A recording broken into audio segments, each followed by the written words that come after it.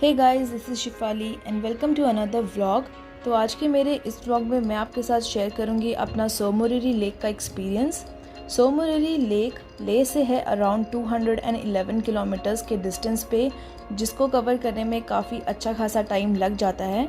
अगर आपने मेरा लास्ट व्लॉग देखा होगा तो आपको भी पता होगा कि हमने रात को चुमाथांग में स्टे किया था और फिर आज अपनी जर्नी कंटिन्यू करी है। तो सोमोरिरी लेक को विज़िट करने के लिए इनर लाइन परमिट की ज़रूरत पड़ती है, जिसको आप लेह से ऑब्टेन कर सकते हो। माही ब्रिज, जो कि फर्स्ट चेक पॉइंट था जहाँ पे सभी का इनर लाइन परमिट चेक होता है, वहाँ पे हमने भी अपना इनर लाइन परमिट शो करके अपनी जर्नी कंटिन्यू रखी सोमोरिरी लेक की तरफ। तो माही ब्रिज से लेके सोमोरिरी के बीच में पड़ता है सुमडो विलेज, जहाँ पे रुक के आप भी ब्रेकफास्ट या लंच कर सकते हो। तो हम यहाँ रुके थे अपने ब्रेकफास्ट के लिए। तो हमारा ब्रेकफास्ट भी आ गया है और हम सब लोग कर रहे हैं ब्रेकफास्ट। तो ब्रेकफास्ट करने के बाद हम लोग सीधा निकले सोमोरिरी की तरफ। तो सोमोरिरी लेक वेटलैंड रिजर्व का पार्ट है, जो कि रामसर साइट के अंदर आता है। इसलिए आप लेक के किनारे ना तो कोई कंस्ट्रक्ट कर सकते हो और ना ही अपना कैंप पिच कर सकते हो। और साथ ही में यहाँ की वेजिटेशन और एनिमल दोनों ही डिफरेंट हैं, जो कि हमें अपनी नॉर्मल प्लेसेस में देखने को नहीं मिलते।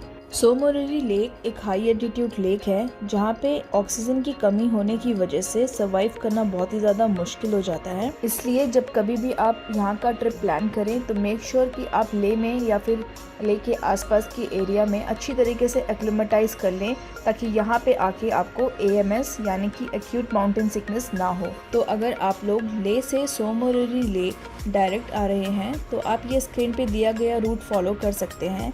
अगर आप पेंगोंग लेक से भी सोमोरिरी विज़िट कर रहे हैं तो भी आपको खरू तक तो आना ही पड़ेगा, और खरू से सोमोरिरी का रूट ये सेम आप फॉलो कर सकते हैं। और जैसा कि मैंने अपने लास्ट व्लॉग में भी बताया था कि यहाँ पे पेट्रोल स्टेशन हर जगह पे नहीं होते, इसलिए जब कभी भी आप खरू से सोमोरिरी की तरफ निकलें तो अपनी गाड़ी में पेट्रोल या डीजल रिफ़िल करवाना और साथ में एक्स्ट्रा कैरी करना मत भूलिएगा। और अब बात करते हैं फ़ोन कनेक्टिविटी की। तो आपको सोमोरिरी में कोई भी मोबाइल सिग्नल नहीं मिलेंगे। पूरे लद्दाख में सिर्फ 3 ही पोस्टपेड कनेक्शंस काम करते हैं, जिसमें सबसे अच्छे सिग्नल्स आते हैं BSNL के, उसके बाद एयरटेल और उसके बाद रिलायंस जियो। तो गाइज़, हम लोग जा रहे हैं सोमोरिरी की तरफ और रास्ते में मुझे पड़ी है कायागढ़ लेक। इसे कायागढ़ सो भी बोलते हैं, जैसे सो मोरिरी मतलब कि सो मतलब होता है लेक, और ये लेक भी सॉल्टी वाटर लेक है। तो अगर आप नोटिस कर रहे होगे, मैं दिखाती हूँ आपको उस लेक के किनारे किनारे वाइट वाइट दिख रहा होगा। तो पहले मुझे भी लगा था कि स्नो है वो, बट एक्चुअली ये स्नो नहीं है, ये सॉल्ट है। इस तरफ सनलाइट पड़ रही है तो इस तरफ समझ में आ रहा होगा आपको। ये देखिए आप, तो ये है सॉल्ट और बहुत सुंदर है। कोई भी नहीं है यहाँ पे दूर दूर तक, सिर्फ हम लोग हैं अभी, और उस तरफ भी। तो उपसी तक तो ये जर्नी बहुत ही ज़्यादा स्मूथ और कंफर्टेबल है। उपसी से लेके चुमाथांग के बीच में कहीं कहीं पे रोड स्ट्रेच थोड़ा सा बम्पी है और कहीं कहीं पे ठीक है, लेकिन चुमाथांग के बाद आपको सिर्फ और सिर्फ डर्ट ट्रैक ही मिलेगा, जैसा कि आप अभी स्क्रीन में देख सकते हैं।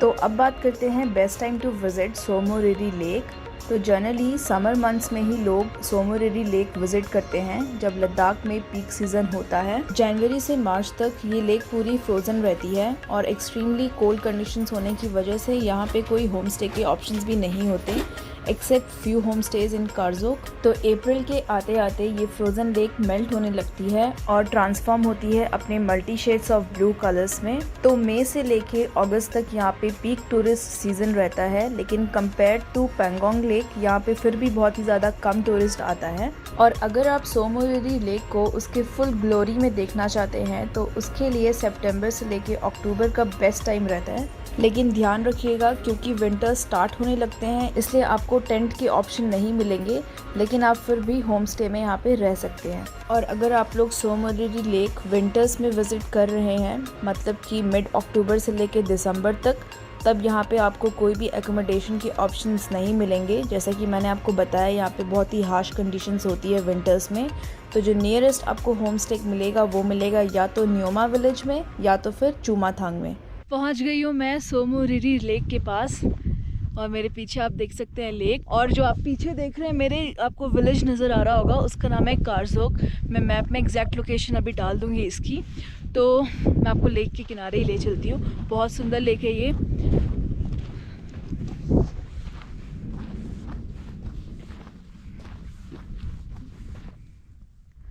तो काफ़ी लंबी लेक है ये जो आपको लैंड दिख रहा है इसके पीछे भी है, बहुत आगे तक है ये लेक भी। सोमोरिरी का एल्टीट्यूड है more than 15,000 feet above sea level, जो कि हाई एल्टीट्यूड में थर्ड स्टेज कहलाता है। तो अगर आप लोग ले में लैंड होने के बाद या ले आने के बाद डायरेक्ट यहाँ पे आओगे तो आपको एक्यूट माउंटेन सिकनेस होने की बहुत ज़्यादा चांसेस हैं। इसलिए अगर आप लोग भी सोमोरिरी विज़िट करना चाहते हो तो मैं आपको सजेस्ट करूँगी कि पहले नुब्रा पैंगोंग यहाँ स्टे कर लो और ले में भी अच्छे से एक्लिमेटाइज़ कर लो, उसके बाद ही यहाँ पे आओ।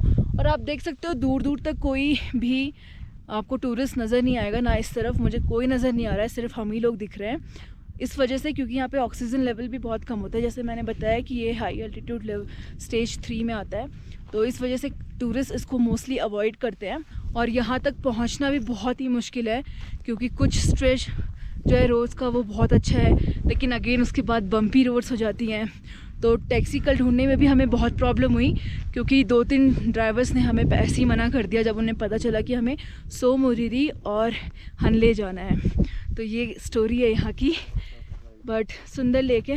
बट मैं ये कहूँगी, मेरा अपना ओपिनियन है कि पैंगोंग लेक मुझे ज़्यादा ब्यूटीफुल लगी as compare to Tsomoriri. But यहाँ पे आना भी एक अलग एक्सपीरियंस है और मैं तो सजेस्ट करूँगी कि एक बार आओ और ख़ुद से एक्सपीरियंस करो, शायद आप लोगों को सोमोरिरी ज़्यादा अच्छा लगे।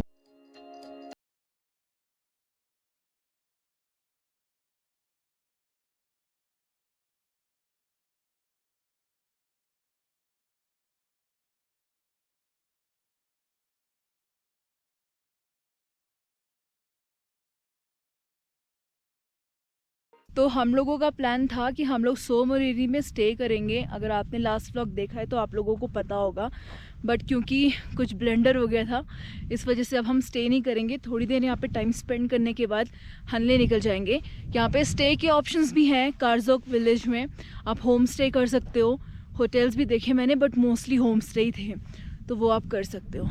और हाँ, यहाँ आपका परमिट लेकर के ज़रूर आइएगा, अदरवाइज़ एंट्री पॉइंट में चेक होता है और अगर आपके पास परमिट नहीं है तो आपको वहाँ से अंदर नहीं आने देंगे। तो इंक्लूड सोमोरिरी जब आप अपना परमिट ले रहे होगे ले में। कुछ खाने के लिए तो नहीं है। आजा।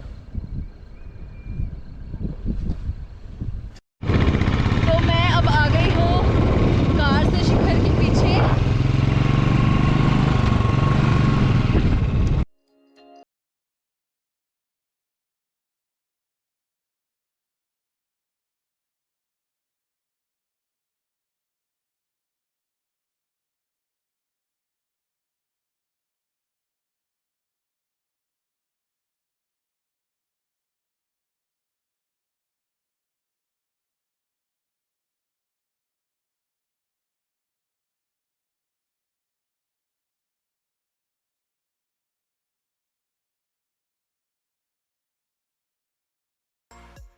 माया ब्रिज से लेकर के सोमोरिरी के बीच में सिर्फ एक ही गांव देखा मैंने, सुमडो, और यहीं पे ब्रेकफास्ट और लंच कर सकते हैं। तो जाते टाइम तो हमने ब्रेकफास्ट कर लिया था यहीं पे, और अभी हम लोग आए हैं यहाँ पे लंच करने के लिए। सामने वाला जो रेस्टोरेंट है जहाँ पे हमने ब्रेकफास्ट किया था वो बहुत क्राउडेड हो गया है, इसलिए हम इस ओपन स्पेस में आए हैं।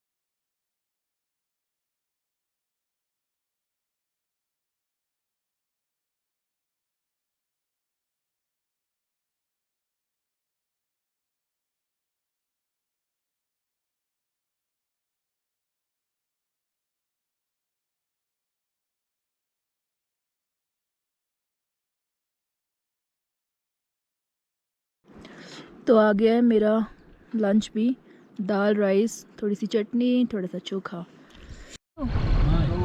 गाइस वहाँ पे डियर हैं बहुत सारे, डियर डियर डियर, हिरन। रुक जाओ भैया, रुक जाओ रुक जाओ रुक जाओ रुक जाओ।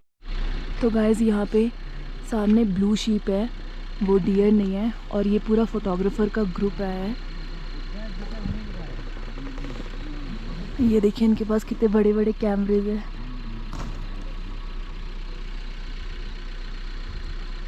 तो सोमोरिरी लेक विज़िट करने के बाद हम लोग निकले हनले के लिए। हनले जाने के लिए हमें माहे ब्रिज तक वापस आना पड़ा। तो हनले माहे ब्रिज से है अराउंड 96 किलोमीटर्स, जिसमें बीच में पड़ता है न्योमा, लोमा और उसके बाद आता है Hanle. Hats off to BRO जिन्होंने इतने हाई एल्टीट्यूड कोल्ड डेजर्ट में भी हार्श कंडीशंस होने के बावजूद इतनी स्मूथ रोड्स बनाई हैं। जैसे जैसे आप हनले की तरफ बढ़ोगे वैसे वैसे आपको माउंटेन्स का साइज कम होता हुआ नजर आएगा। न्योमा, लोमा से लेकर के हनले तक की जर्नी ही अपने आप में बहुत ही ज़्यादा ब्यूटीफुल और ब्रेथ टेकिंग है। ये उन रोड ट्रिप्स में से एक है जिसमें आप बार बार जाना चाहोगे। Hanle village line of actual control के बहुत ही ज़्यादा पास है, इसलिए आपको यहाँ पे विजिट करने के लिए इनर लाइन परमिट की ज़रूरत पड़ेगी। हनले का परमिट आप ऑनलाइन रिसीव नहीं कर सकते हो। आपको यहाँ विजिट करने के लिए स्पेशल स्टैम्प चाहिए होगा, जो कि आप DC ऑफिस या फिर टूरिस्ट इंफॉर्मेशन सेंटर ले सकते हो। ये जगह इतनी सीनिक है कि ऐसा लगता है कि हम किसी दूसरे ही वर्ल्ड में हैं, लेकिन इन रियलिटी यहाँ के हार्श कंडीशंस में सर्वाइव करना बहुत ही ज़्यादा डिफ़िकल्ट है, स्पेशली इन विंटर्स। इसलिए यहाँ पे बहुत ही ज़्यादा कम अकोमोडेशन के ऑप्शंस हैं, और अगर आपको कोई अकोमोडेशन इलेक्ट्रिसिटी, मेडिकल एड और हॉट रनिंग वाटर के साथ मिल रहा है तो वो अपने आप में ही एक लग्जरी है। तो हम लोग पहुँच गए हैं हनले, और ये है हमारा आज का होम स्टे फॉर 1 नाइट, जिसके लिए हमने पे करा है 2300 थोड़ा बार्गिन करने के बाद। और हनले में एंटर करने के बाद ही हम लोग सोच रहे थे कि हमने 2 दिन क्यों नहीं रखे यहाँ के लिए, क्योंकि अभी तक जितना भी हम कवर करके आए हैं पूरा लद्दाख का ट्रिप, जहाँ जहाँ गए हैं, हनले बहुत सुंदर है। मतलब मेरे पास वर्ड्स ही नहीं एक्सप्लेन करने के लिए, इतना सुंदर लग रहा था। और अभी हम लोग जा रहे हैं ऑब्जर्वेटरी और जो मोनेस्ट्री है यहाँ पे वो एक्सप्लोर करने के लिए। पहले मैं आपको रूम टूर दे देती हूँ, उसके बाद फिर हम निकलते हैं। तो ये है हमारा होम स्टे।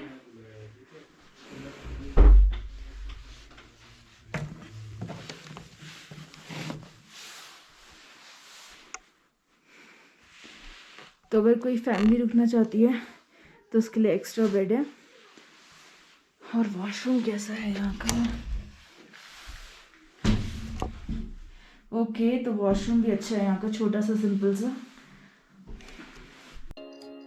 तो एकोमोडेशन में चेक इन करने के बाद आंटी ने हमें सर्व किया hot tea with some cookies. I hope guys आपको मेरा आज का वीडियो पसंद आया होगा। मेरी जर्नी मैं कंटिन्यू रखूँगी अपने नेक्स्ट व्लॉग में। तो अभी तक अगर आपने मेरे चैनल को सब्सक्राइब नहीं किया है तो सब्सक्राइब कर लीजिए, ताकि आप आने वाले कोई भी व्लॉग्स मिस ना करो। मिलते हैं अगले वीडियो में। Till then bye bye.